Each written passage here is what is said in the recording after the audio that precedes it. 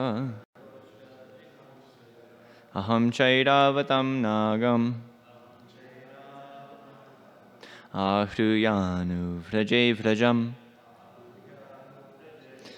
marudganair mahavegair nandagoshta jigamsaya. Please chant.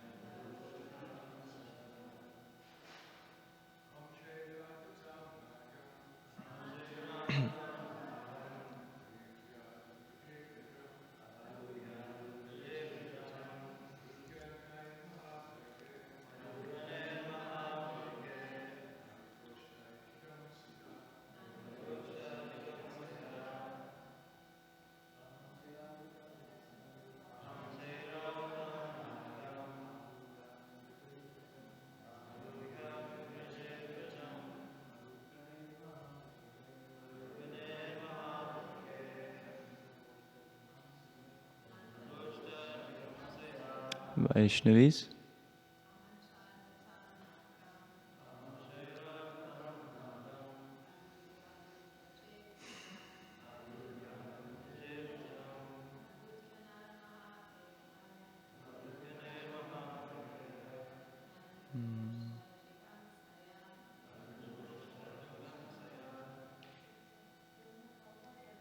Anybody else? Kamini?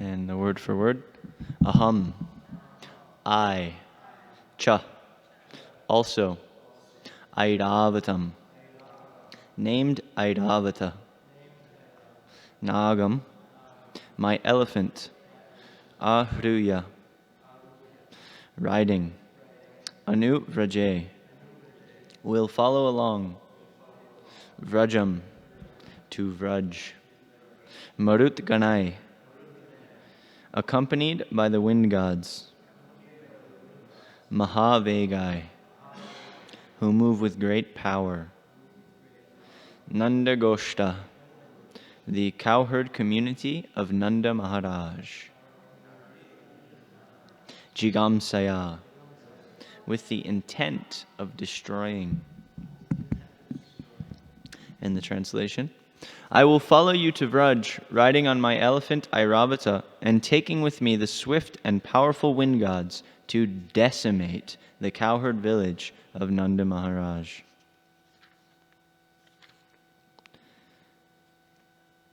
And the purport by the disciples of Srila Prabhupada, His Divine Grace, A.C. Bhaktivedanta Swami Srila Prabhupada Ki Jai. These Samvartika clouds were frightened by Indra's powerful mood and thus carried out his order, as described in the following verse. And so I'll just read through the next 3 verses. Shri Shukuvacha itam mogavata gyapta mega nirmukta bandhana nanda gokulam asharai pidayam asurojasa. Shukadev Goswami said, on Indra's order, the clouds of universal destruction released untimely from their bonds went to the cowherd pastures of Nanda Maharaj. There they began to torment the inhabitants by powerfully pouring down the torrents of rain upon them. And another purport. The Samvartika clouds could cover the entire earth with a single vast ocean. With great strength, these clouds began flooding the simple land of Vraj. Vidyotamana vidyudbhi stananta stanayitnubi tivrayar marudganairnuna vavrishurjala sharkara. Propelled by the fearsome wind gods, the clouds blazed with lightning bolts and roared with thunder as they hurled down hailstones. Srila Sridhar Swami explains that the word Marud Kunai indicates the 7 great winds, such as Avaha, who preside over the region of Bhuvarloka, and Prabha, who holds the planets in their places. Stuna stula varshadhara munchatashva bhrishva bhikshnasha jalo gaiplavyamana bur nadrishyata natonnatam. As the clouds released torrents of rain as thick as massive columns, the earth was submerged in the flood, and high ground could no longer be distinguished from low. Om Jnanatimidandasya Jnananjana Shalakaya Chakshurunmilitam Yena Tasmai Shri Gurave Namaha.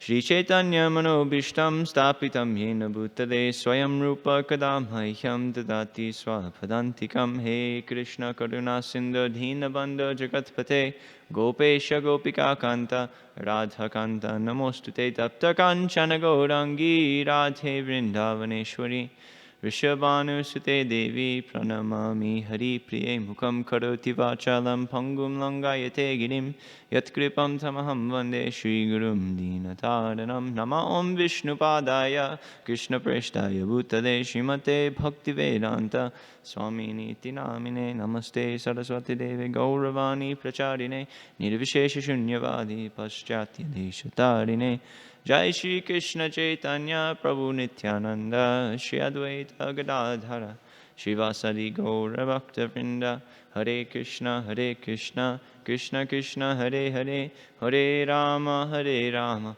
Rama Rama Hare Hare.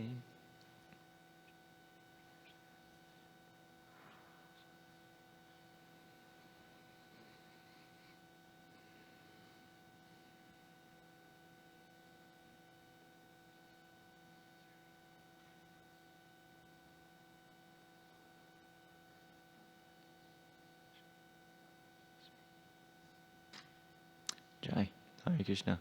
Happy Gaur Purnima, everybody. It's one of the most special days for us Gaudiya Vaishnavas. We can say the biggest day, because this is the day of mercy. This is the day we can all really, if we pour our consciousness in the right way, we can cash in. And we can really take advantage of this wonderful opportunity that has been given to us by Chaitanya Mahaprabhu.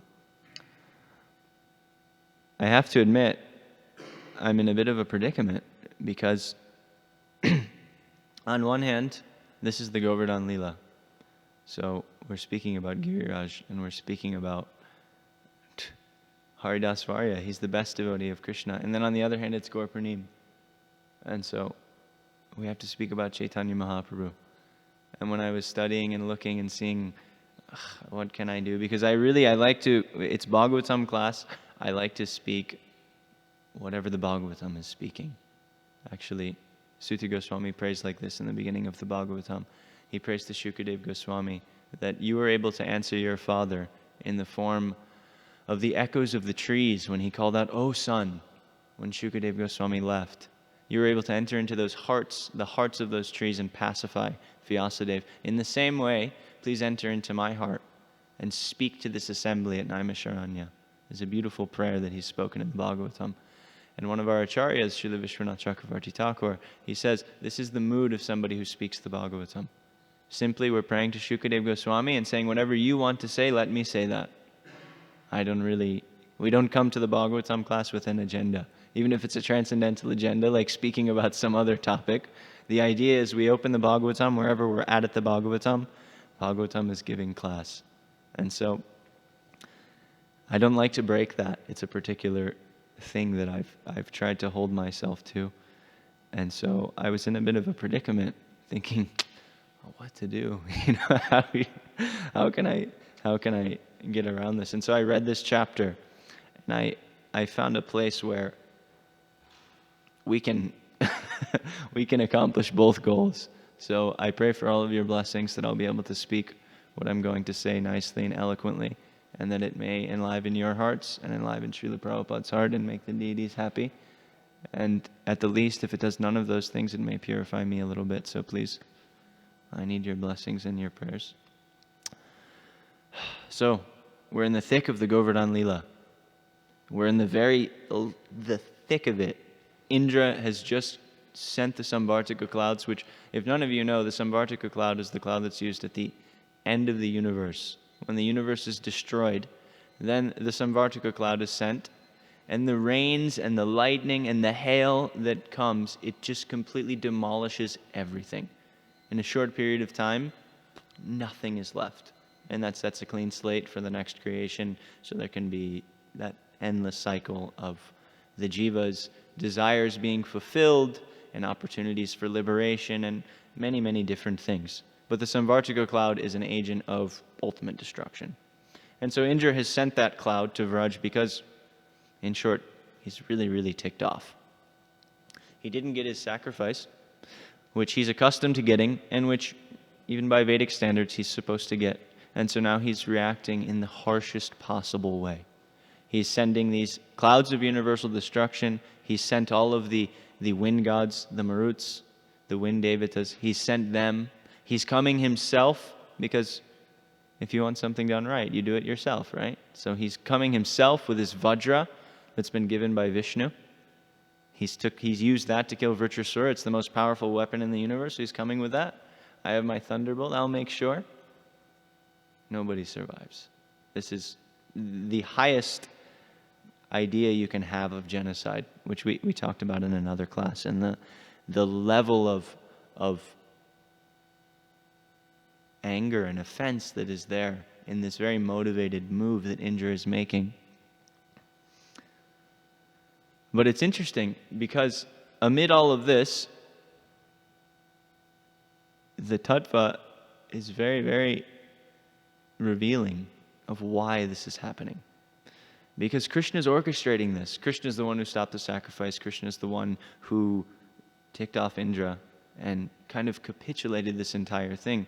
And falling back onto the words of that same Acharya, Srila Vishwanath Chakravarti Thakur, he's given us a little insight into exactly why this is happening. Why is Indra acting in such a harsh way towards such innocent people, towards such people that are so close to Krishna, and towards Krishna himself? So, in his commentary on one of the verses of this chapter, he writes this. He says, "The severe distress Indra apparently inflicted upon the residents of Vrindavan was an arrangement made by Sri Krishna's pastime potency, the Leela Shakti, so that Krishna could taste the sweetness of their prema to his full satisfaction. For a hungry person, the pain of hunger increases the happiness he feels when he finally eats excellent food, and thus hunger can be said to enhance the pleasure of eating." So right there, this whole thing is orchestrated by Krishna's Shaktis. It's not Indra on his own coming out. He's also a puppet. He's being used to forward Krishna's ultimate goals. And Krishna's ultimate goal, because Krishna is Krishna, he has nothing to do but to relish love. He doesn't have any other objective. He has expansions for that, and expansions of expansions of expansions, to make sure everything happens just simply by him willing it. So what's left for a person like that? The only thing that's left is to relish love. And so this is what Krishna does. He is Rasika Shekhara. He relishes different relationships and love like nobody else can. He's Rasaraj. He's literally the king of relationships, the king of love. And so this is what he does. This whole pastime is just meant to facilitate that love in another different flavor. Because as Srila Vishwanath Chakravarti Thakur has pointed out here, the pain of hunger increases the happiness one feels when one finally eats excellent food. And thus, hunger can be said to enhance the pleasure of eating. So Krishna, by orchestrating this pastime, he's increased the hunger of the Vrajvasis. He's increased their desire and their need for his shelter. And so then, when they experience that shelter, which ultimately is already there, it's always there, it's just an apparent necessity, a reason, what's the word I'm looking for? Anyhow, a reason for them to call out to him. Then they feel that much more satisfaction when they achieve it. And then, when they feel that satisfaction on achieving it, he gets to taste that satisfaction. And so it goes like this, like this, like this. Everything's just a pretense. That's the word I was looking for. These are all just pretenses for that love to go on increasing and go on increasing and go on increasing. Their severe distress increases that hankering, like I said. And so when we think of the psychology of Krishna, because Krishna, he's the most complex person on the planet. In all of existence. He's the most complex person. But also, being the most amazing, wonderful, expansive, complex person, he's also the most simple person. And so if we think of a small child with sugar. When you're 5, when you're 4, when you're 3, you like sweet things. Doesn't matter what it is. I remember many Halloweens, you didn't care what goes in the bag. Maybe there's one thing you don't like and you remove, but by and large, it's sweet. And then as you grow up, you become a little more refined. And, I don't like this one, and I don't want that. And maybe as you get older, things are too sweet. You eat something, it's too much sugar. But for Krishna is like a child. Bhakti is like sugar. Krishna just wants sugar. He doesn't mind how it comes, what manner it comes, what package it comes in. Certainly, maybe those things can increase his enjoyment of it. But we hear so many examples. Krishna eating the banana peels of Vidura's wife. Krishna eating the moldy, rat-chewed, sweat-on, uncooked flat rice of Sudama. What does Krishna speak when he says this? He says this same verse from the Bhagavad Gita, Patram pushpam palam toyam yo me bhaktya prayachiti. He says, Sudama, don't worry about the quality of what you're offering to me. I don't care about the nuances. I just want the sugar. I just want the sweetness. You have bhakti.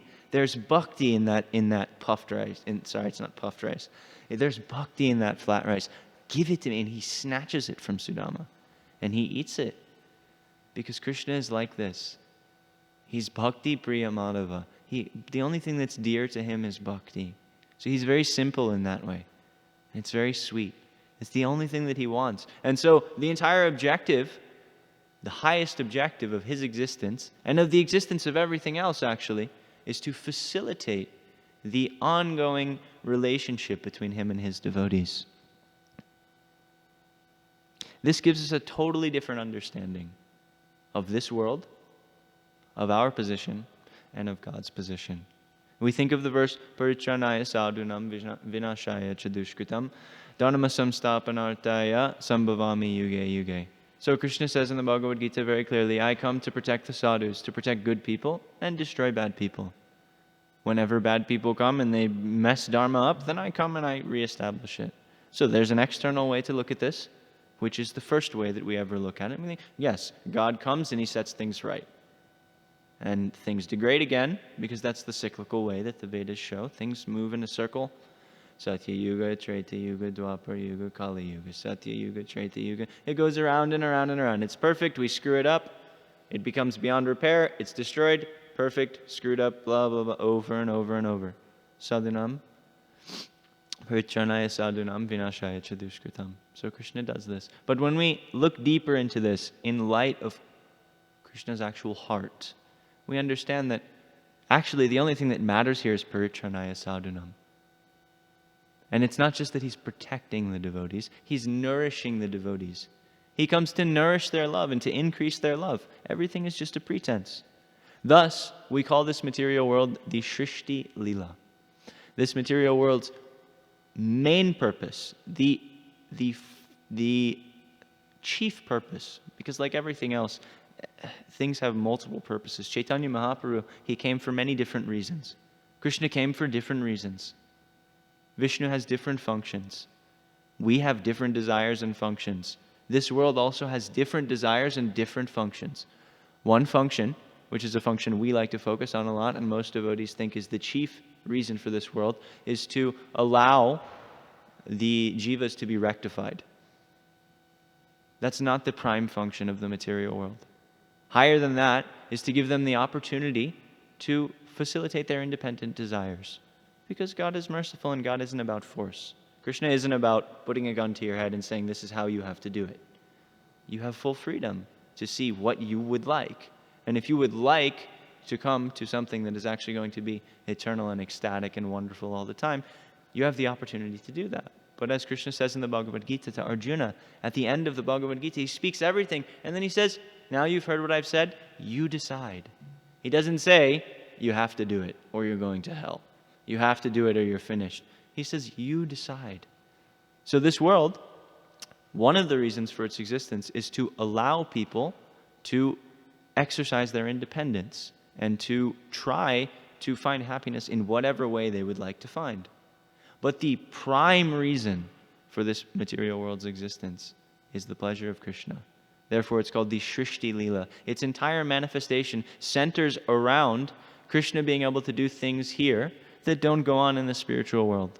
And actually, when we look at it from this perspective, the material world is also spiritual. It's apparently material because it has qualities that don't exist in the spiritual world, like death. It's temporary. Things here end, and then this cyclical nature of this world, this is not in the spiritual world. In the spiritual world, everything goes on unlimitedly. And so certain things, they can't happen there, and so they happen here in this compartment of the spiritual world. This is Shrishti Leela. This allows Krishna to relish specific, wonderful things, different rasas, like we hear about the story of Jai and Vijay. Krishna wants a good fight. Vishnu wants a good fight. He's got that in. He contains everything, so he's looking also, I want a good fight. And so he has to come to the material world, and he sends a couple of his devotees to come play the part of big Rakshasas and big Asuras, so that he can have that fight. But that's just apparent. So Ravana, Hiranyakashipu, Shishupal, Dantavakra, these characters, they're just apparently demons. Actually, their function, when we look at the highest aspect of it, is they're serving Krishna. They're serving Vishnu to give him that fight, to give him that pleasure, so that there can be some rasa. There's also some pleasure in it for them as his devotees. And even in the covered state, because Krishna's Shaktis, they're orchestrating everything, there's some pleasure, there's some rasa, there's some relishment. So this is the highest aspect of Krishna's heart, and this is the highest aspect of the material world and the purpose in the material world. Because contrast must be there for there to be enjoyment.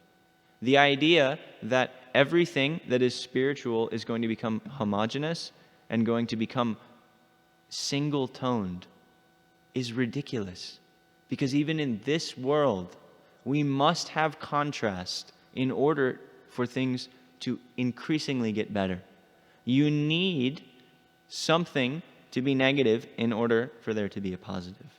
If everything's just all positive, it quickly becomes normal, and then it becomes boring, and then you're looking for more. And then that becomes the contrast. Your boredom becomes the contrasting factor, which allows you to enjoy the next thing that you find. The problem is, in this world, things never last. So we're forced into this situation of contrast, which is mostly negative, because we're never able to find, as the innocence goes away, as naivety goes away, as we grow up and become more worldly in our life, then we're increasingly not able to find and lose ourselves in happiness. So that's one of the problems with this world. But that contrast also must be there in the spiritual world. It also must be there in spiritual existence, because that allows things to go on increasing. Therefore, we hear about this pastime. We hear that Indra is coming and he's causing such fear and trepidation and turmoil amongst the Vrajvasis. The raindrops that are falling around Govardhan Hill are this wide, maybe wider.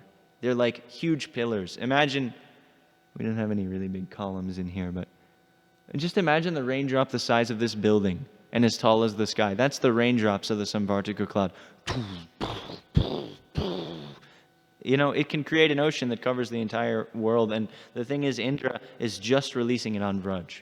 It doesn't even extend to Mathura because he's afraid of Kamsa. So he's not willing to send it to Mathura. It's only concentrated on Vraj. So the level of devastation that's here, that we're hearing described in these verses, it causes unbelievable sorrow and fear for the Vrajvasis. But that becomes a stimulant in the world of rasa. It becomes a stimulant for their love for Krishna. And it becomes an opportunity for that love to increase, as I was saying earlier. So Srila Vishwanath Chakravarti Thakur, in the 88th chapter of the 10th canto, he explains this very nicely, the necessity of contrast.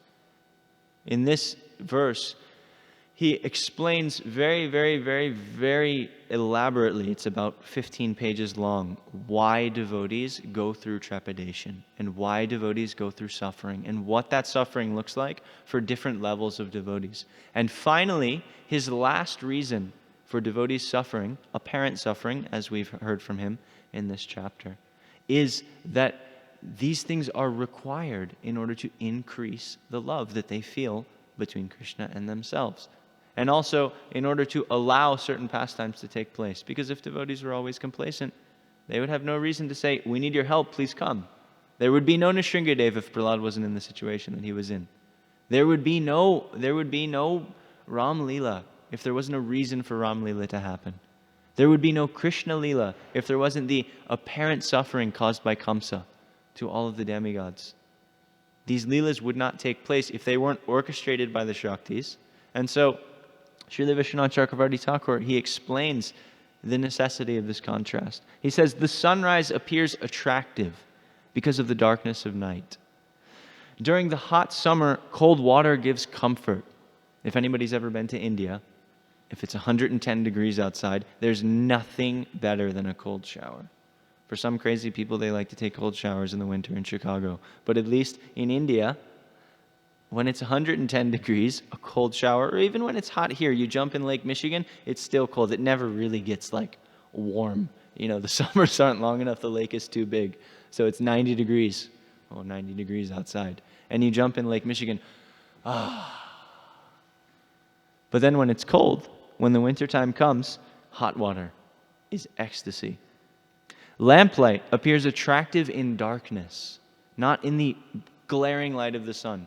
If you take a lamp and you put it out at noon and the sun's out, there's no clouds, then you're not even going to see it.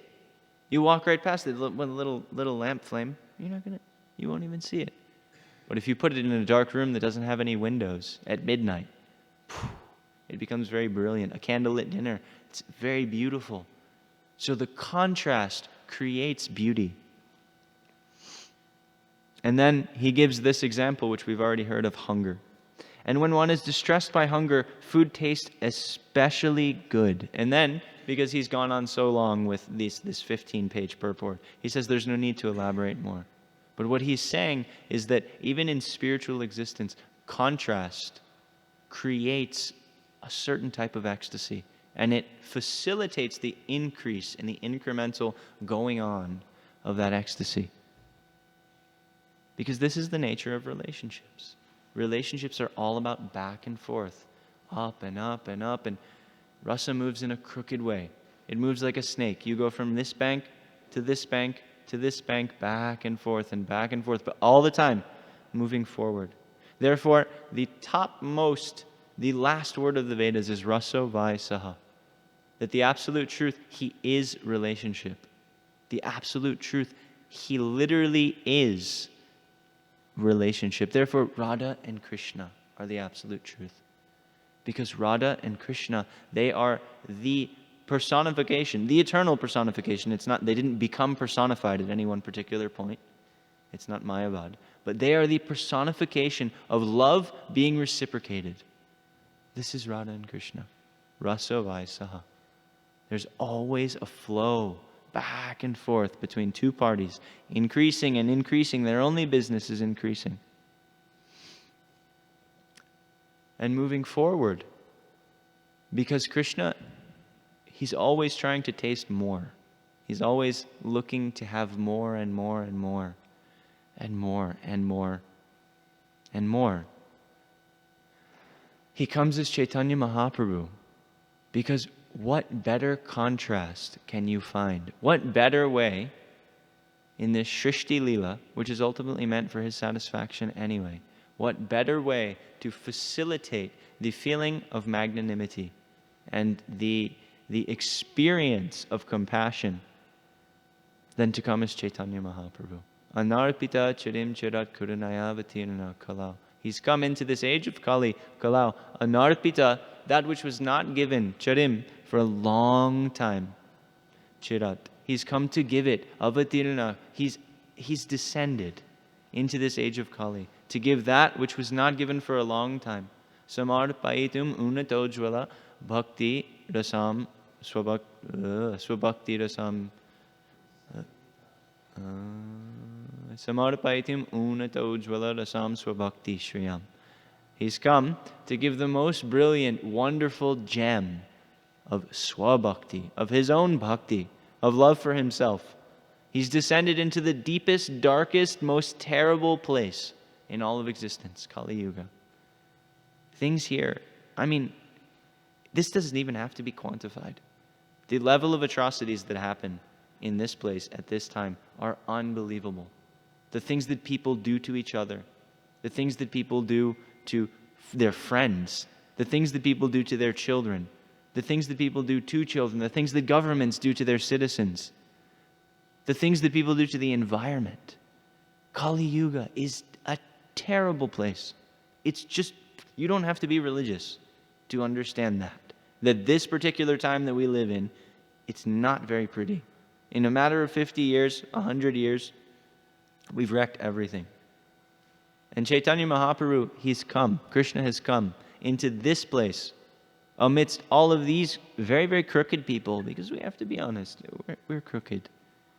We lie and cheat and steal and do these things, especially if we don't think it's going to hurt somebody else and it's only going to help myself. We do these things. So Chaitanya Mahaprabhu, he's come into this place, into this Kali Yuga, to give what? To give the most pure, most amazing, wonderful, beautiful thing. To give his very heart, to give the love that is in his heart, to give people access to Vrindavan, which we're hearing about in the Bhagavatam. This is Chaitanya Mahaprabhu's goal. It's not his only goal. There are more goals. He has many, many goals. Some we won't touch on because it would take another hour or two to explain. And those are actually Chaitanya Mahaprabhu's main goals, because we worship a greedy God. And Krishna, he wants to go on. He wants to keep increasing things, and he wants to increase the party, and he wants everything to just be sweeter and sweeter and sweeter. He wants to taste that sweetness, and he also wants to share it. But this aspect of Chaitanya Mahaprabhu's arrival into this world is so that he can give people an opportunity to enter into that. And the least qualified people, he doesn't come to Satya Yuga. He could go to Satya Yuga where everybody Om all day, meditating. They don't even need to eat. Everything is in Omkar. They just chant Om. Don't need to eat, don't need to walk, don't need to do anything. They walk around sometimes for the sake of it. It's said that the four Kumaras, because they live in Siddhaloka, they're on this platform all the time. Satya Yuga, Kali Yuga, these things, they're only here in Mrityu Loka. But the rest of the universe, it's basically always Satya Yuga. And so the four Kumaras, they're fully self-realized. They just chant Om all day. And sometimes they like to relish speaking philosophy. And because they all know they're all perfectly pure, they just arbitrarily pick one or the other. You speak today. Even though we all know all the same stuff, we all know everything, you speak today. Okay, you speak today, you speak today. Because they're on that platform of purity. But Chaitanya Mahaprabhu, he doesn't go there. He comes here to taste that compassion and to experience that. Because what does Srila Vishwanath Chakravarti Thakur say? A lamp is not beautiful if you put it in the middle of a glaring day. A lamp is beautiful when you put it amidst the darkest of darkness. And so, this is Chaitanya Mahaprabhu. He is that lamp amidst the darkest of all dark places. And he's given us an amazing opportunity, because by doing that, by coming, you can't have any stipulations.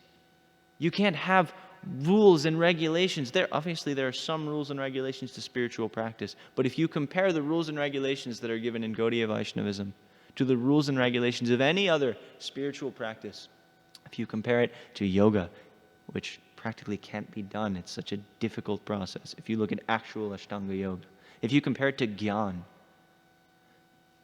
there are no rules practically. Even some acharyas and they've given verses from the Vedas that for bhakti there are really no rules. There are apparent rules, and there are things that if you do them, you won't advance very fast. So there are prohibitions. But at the same time, nothing stops you from performing bhakti. So Chaitanya Mahaprabhu, he's come and he's established this. Because in order to give it to the lowest people, the highest thing to the lowest people, you have to wipe away the rule board. You take the blackboard all the rules are written on, and you just finished. There are no rules for Chaitanya Mahaprabhu's compassion. And this is highlighted very, very nicely by the words of Raghunath Das Goswami. Raghunath Das Goswami has given one very beautiful prayer to tie this back in with the Govardhan Leela. Because ultimately we're speaking from the Bhagavatam. We have to stay a little chaste on the line of what the Bhagavatam is telling us.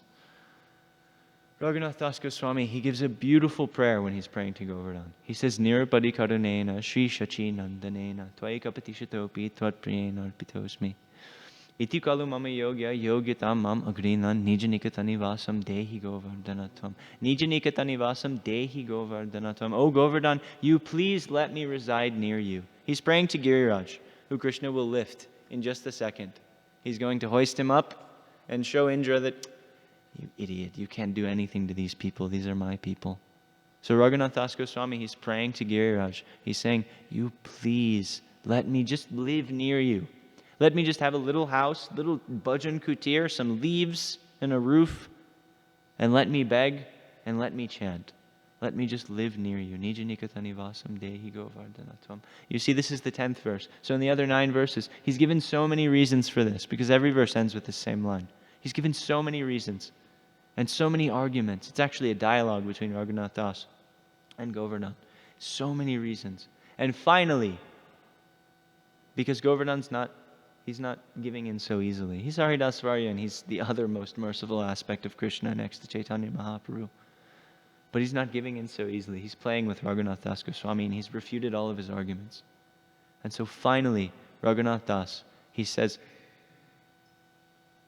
he checkmates Govardhan.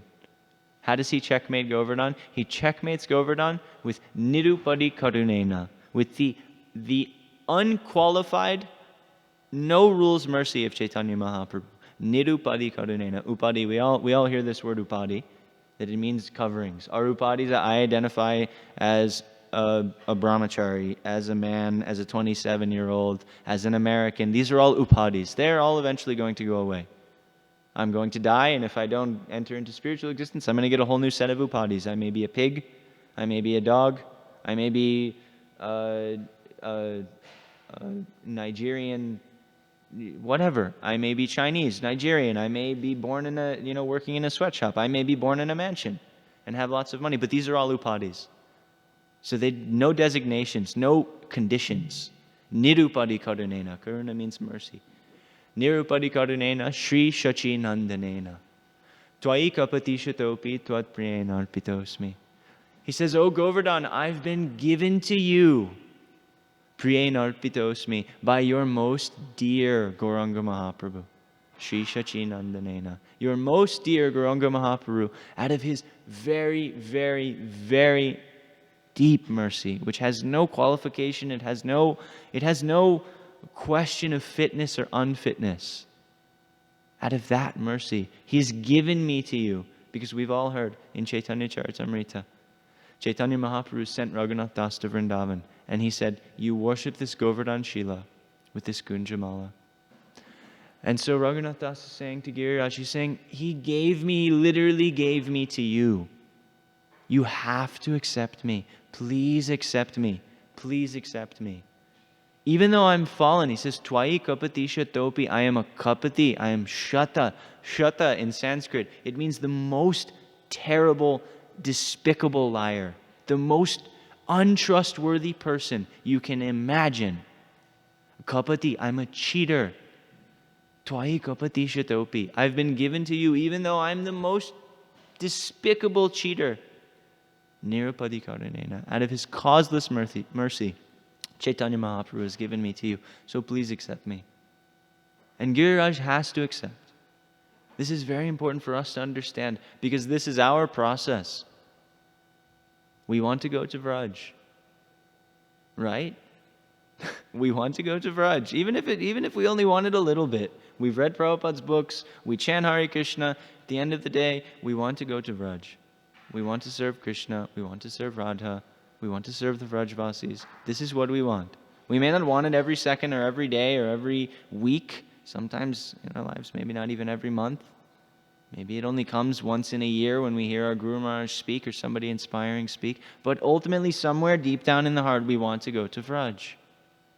And our process is, even if we're the worst person, Tvai kapatisha topi, like Raghunath Das Goswami is claiming to be, because he's giving this for us as well. He feels like this, but that's because when you have prema like that, you feel low. You have real humility. Dainya comes as a result of prema. So we want to attain Vraj, and even if we're like this, if we take shelter of the Nirupadi Karuna of Chaitanya Mahaprabhu, then Govardhan cannot tell us no. Vrindavan Dham cannot say no. Krishna will not say no. Radharani will not say no. Nanda Maharaj, Yashoda Mai, she will not say no. If we take shelter of Chaitanya Mahaprabhu's mercy, because that mercy is the most deep, beautiful, wonderful, overarching thing, and that's its purpose. And so, in pleasing Chaitanya Mahaprabhu, by taking shelter of that mercy and allowing Him to experience giving that mercy, we also get the highest thing. And then it goes on and on. We can talk, the devotees, they relish a type of pleasure that is deeper than what Krishna gets to relish. You see, because if you only hear this, it sounds, well, maybe it's so, Krishna's just doing it because he wants to enjoy pleasure. But actually, the way it works, in the beginning of Chaitanya Charitamrita, we hear about this. We hear about this. Kaviraj Goswami, he explains Krishna's mind. He explains that Krishna, he looks at the gopis and he thinks, specifically he looks at Srimati Radharani and he thinks, how is it that I relish such bliss from our relationship, but she relishes 10 million times more than I do, even though she's not even looking to relish. She's not even looking to enjoy at all. She only cares about my happiness, and her happiness is 1 billion times more than my happiness. And so then Krishna thinks, I want to taste that. What is that? That's not fair. And so he comes as Chaitanya Mahaprabhu to taste that. Again, I won't go deep into that. It's already 8:30. This is something we could speak on for hours and hours. This is the crux of our philosophy. This is really what it means to worship Chaitanya Mahaprabhu, to facilitate his trying to taste what the devotees can taste. But by becoming a devotee, one can also taste that. It's the rightful claim of a devotee. It's what they get. It's just what you get. It comes with the job. It comes with the job description. Unlimited ecstasy, higher than that which God relishes himself. This is what it means to be a devotee. Of course, we have to go through the process of not desiring that and actually selflessly desiring Krishna's happiness, and then that comes as a byproduct. It's a pretty nice byproduct, but it comes as a byproduct. So it's not that we aspire to enjoy more than Krishna, but this is what Chaitanya Mahaprabhu is trying to do. This is why he exists. So we know these things and we can see this is actually a pretty sweet deal. It's pretty amazing. The opportunity that we're being given, it's amazing. So it's Gaur Purnim today. Let us take advantage of that opportunity in whatever way we possibly can. Let us take shelter of Chaitanya Mahaprabhu.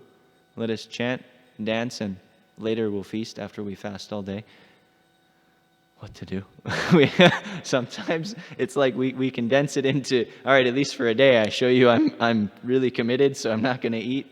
And then in that way, we can see that, all right, you're doing everything. You're giving unqualified mercy. Let me at least try for it a little bit.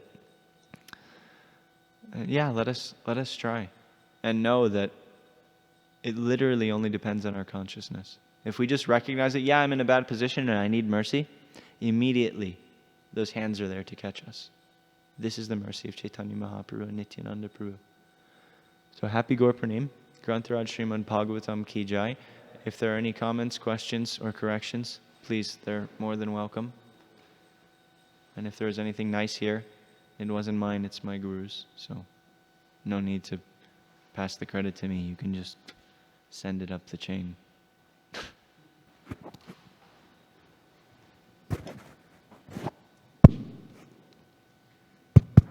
Looks like you're up, Captain. Hare Krishna Prabhu, thank you for your class. Always give a wonderful class. And we could discuss these points all the time because you made many wonderful points. But the highlight point I like to that you were mentioning is that you were kind of highlighting that the you could say demoniac things people do to each other, like what Indra did, the things people do to each other. That was the phrase you mentioned, and there's a phrase I've heard throughout my whole life. It comes from being insecure. Now I never know what that meant, but there's a nice quote I heard which means Can you say it again? All I heard was insecure. Yeah. Throughout my whole life, I heard people generally give advice. The reason they're the reason people are treating you like that is because they're insecure. Okay. And we have to secure the treasury. If we don't secure the treasury, we won't be able to pay the bills. The temple's going to go down. So there's a nice quote that says, "You would never invite a thief into your house. So why would you allow thoughts that steal your joy to make themselves at home in your mind?" And we see Indra, he allowed the thoughts of pride, envy, and vengeance. Come on in, steal my peace of mind. And he committed very demoniac things. And if I was to connect this to Chaitanya, he says, our maximum security is Trinada Pisuni Chena, Todor Ivasahi Shinuna.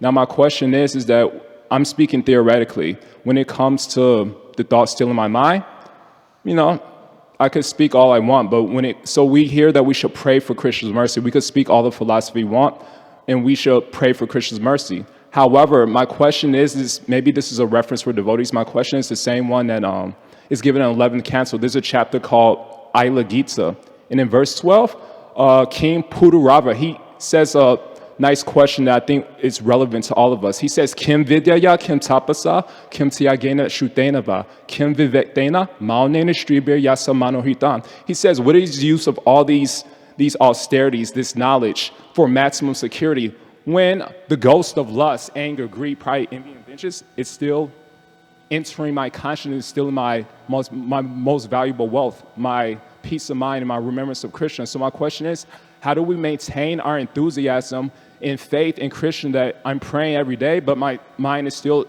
stolen by pornography? I'm watching that all day long, and my mind is stolen by envy. When I hear the glories of somebody, I'm still miserable. I'm still so how do we maintain our faith in Krishna that this process is work, and keep going every day and stay enthusiastic in our Christian consciousness? So anyway, that's my quote.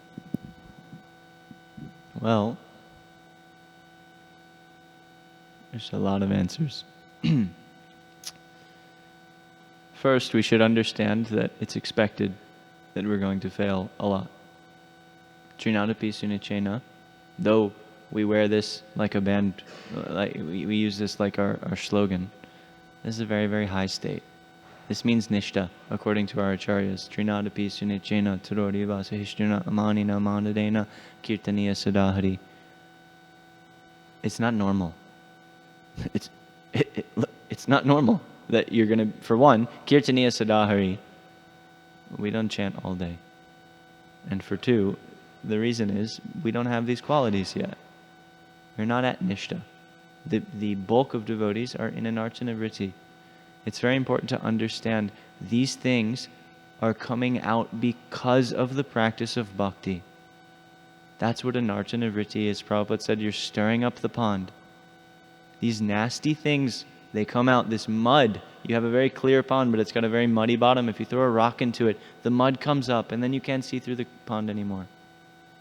It's very important to understand, by doing this practice, all of the hypocrisy and the cheating and the lying and the lust and the anger and the greed, it comes out of the heart. Just as when you boil tur dal. Does everybody here know what dal is? Moong dal, tur dal? When you make khichdi, these little split beans. If you've ever cooked dal, when you first cook it, some very nasty foam comes up. And it comes for 10 or 15 minutes. And if you don't turn the heat down, it boils over and it seems endless. So much nasty foam comes. And you have to scrape it off. It's very unhealthy.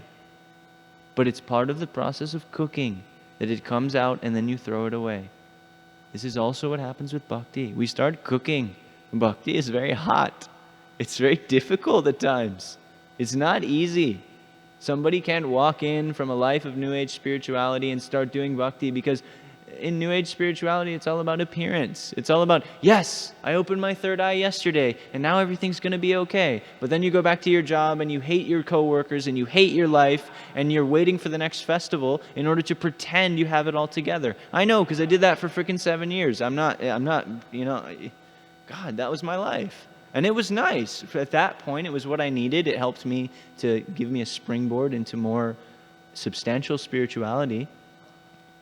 But somebody who practices that type of spirituality is not going to be able to take the heat of a real spiritual practice, because a real spiritual practice means I realize all of this crap is in my heart and I want it out. And it doesn't just go away by me saying I want it out. The realization that it's there is the beginning, and then you have to go through the process of extricating it.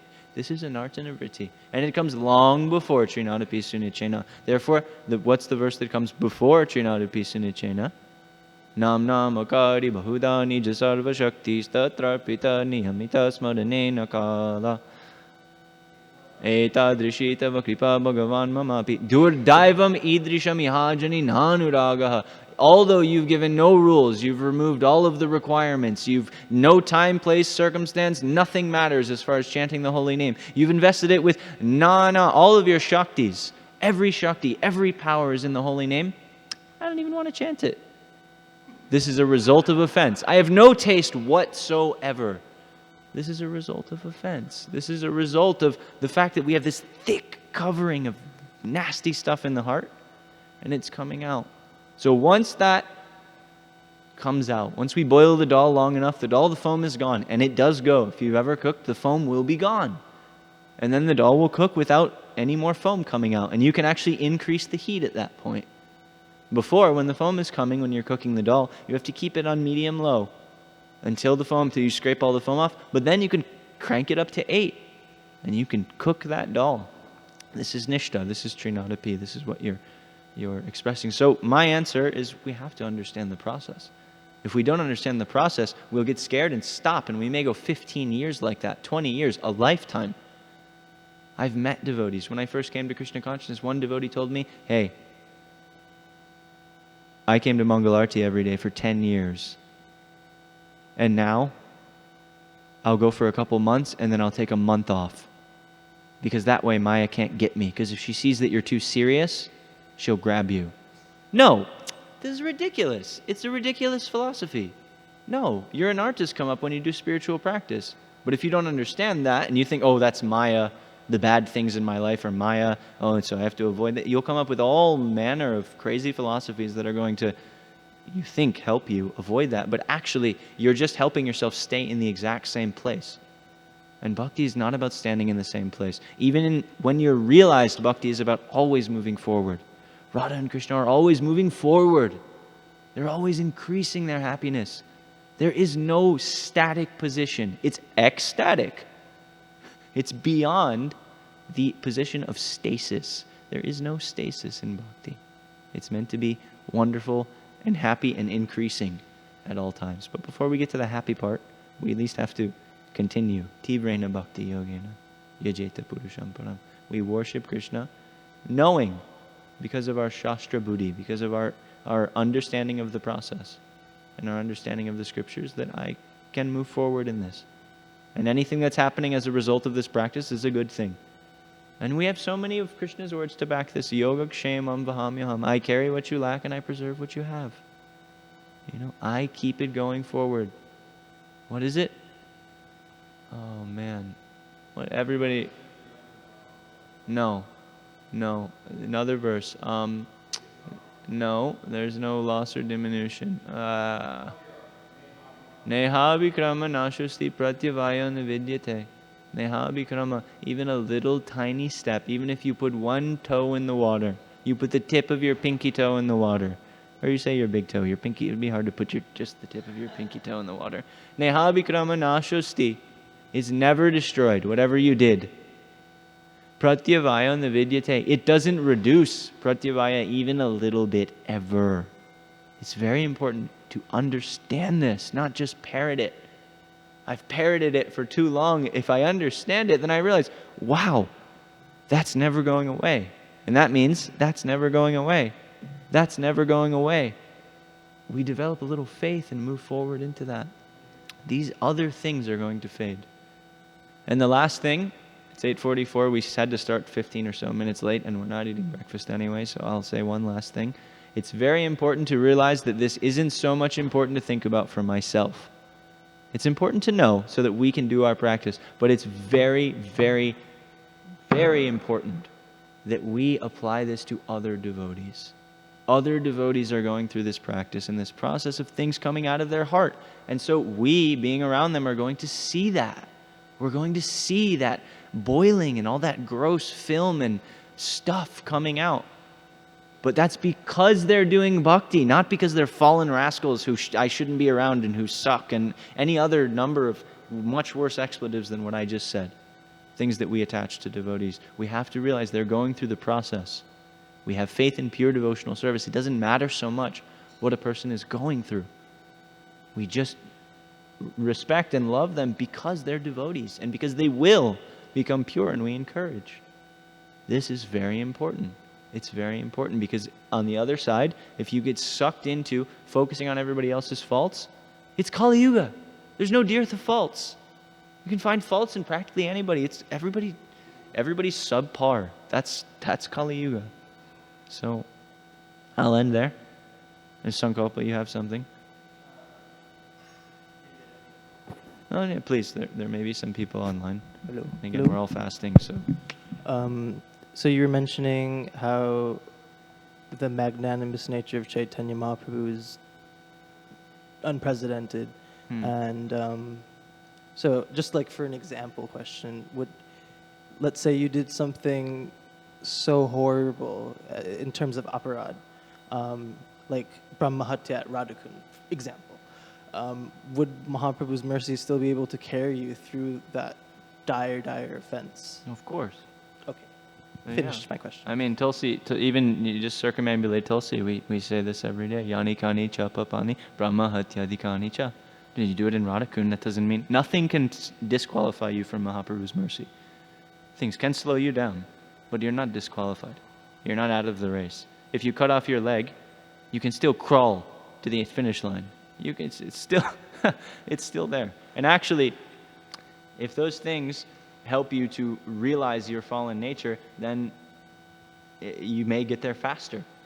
If you do something really, really bad, and then that causes enough suffering for you to realize, wow, I'm really a terrible person, and I really need help. And you call out to Mahaprabhu for that mercy. In that mood, then you may get the mercy faster. Yeah. We see this actually, Gopal Chapala, he got a lot of mercy. Who? Gopal Chapala. He got a lot of mercy even though he offended Haridas Thakur. He bold on the front. He said, "What you're speaking about the holy name is bogus. Show me in the Shastra where it says the holy name it will deliver anybody, and it's so amazing, and you're bogus." That's basically what he said to Haridas Thakur. And Haridas Thakur just accepted and said, "I'm sorry, you're very learned. I'm an idiot." And then Gopal Chapala got leprosy immediately. Oh, yeah. And then he went to live. His nose fell off. He was very beautiful. Actually, it said he was known for his beautiful nose. His nose melted off of his face in a night. But then he realized what he did. And then Mahaprabhu personally went to him and gave him his mercy. And he hugged him, no? Yeah, I believe so. Yeah. He hugged him. And there are many stories like this in Chaitanya Charitamrita. So, no, nothing can ever stop you from getting Chaitanya Mahaprabhu's mercy. And there we can do things that slow us down. But yogakshemam vahamyam. Krishna tells us that. So what to speak of Mahaprabhu's mercy? Lord Ram says, if anybody takes shelter of me even once, I will never forsake him. Even if he does all the worst things you can imagine, I'll never, ever forsake him. I'm sorry, I have one more story now that I thought about it. This is really, really unbelievably poetically beautiful. So Lord Ram, he's in the forest with Lakshman and Sita Devi, and he's walking along. And as they're walking, see, Ram, he went without shoes. And Sita Devi was thinking, please, wear some shoes. There are thorns, there are so many things. And she saw that his feet were getting pricked by thorns. And she was thinking, okay, let me clean your feet. Let me take these thorns out of your feet, because this is her husband, this is Lord Ram. You can imagine the level of, you can't imagine the level of intimacy and love Sita Devi has for Lord Ram. And to see If you've been to India, some of the thorns there are this freaking long. I've had one in my foot this long walking around Govardhan. Literally, you don't see it, it just, ow! You go to pull it out because you're like, well, it must only be that long, and it just keeps coming. And oh my, it's like I have a nail in my foot. So Lord Ram is walking in the forest, and he's getting these thorns in his feet. And Sita Devi at night is saying, please let me take these thorns out of your feet. And Ram said, don't worry about this, don't worry about this. And every day, he's getting more thorns in his feet. And Sita Devi is just dying. She's thinking, my God, no, I can't take this anymore. And she's lamenting over it. And she goes to Lakshman, and she says, Lakshman, you please talk some sense into him. You please tell him to let me clean his feet, or you clean his feet, fix these thorns, get him some shoes. This is ridiculous. We're eating roots and fruits, and we're living under a different tree every night, and, if we're doing enough, he doesn't need this austerity. Why this austerity? And Lakshman goes to Lord Ram, and he says, why are you keeping these thorns in your feet? You're paining Sita and me so much. Sita and I are so, it just tears our hearts apart to see these thorns in your feet. And Lord Ram, he said, what can I do? If someone takes shelter of me, I never give them up. That's unbelievable. Unbelievable. This is Lord Ram. What to speak of Chaitanya Mahaprabhu's mercy? Lord Ram, even you're a thorn. You do nothing but cause pain and blood. And you're of no use and no assistance. Somehow or other, those thorns took shelter of Lord Ram's lotus feet. What to speak of Chaitanya Mahaprabhu? So it's 8:50. I'll end there. Grantaraj Srimad Bhagavatam ki jai. Shri Shri Kishore Kishori ki jai. Jagannath Baladev Subhadra Maharani Sudarshan ji ki jai. Shri Shri Gaur Nitai ki jai. Srila Bhakti Siddhanta Saraswati Thakur ki jai. Srila Prabhupada ki jai. Vaishnava Bhakti Vrinda ki jai. Gaur Pranim Mahotsav ki jai.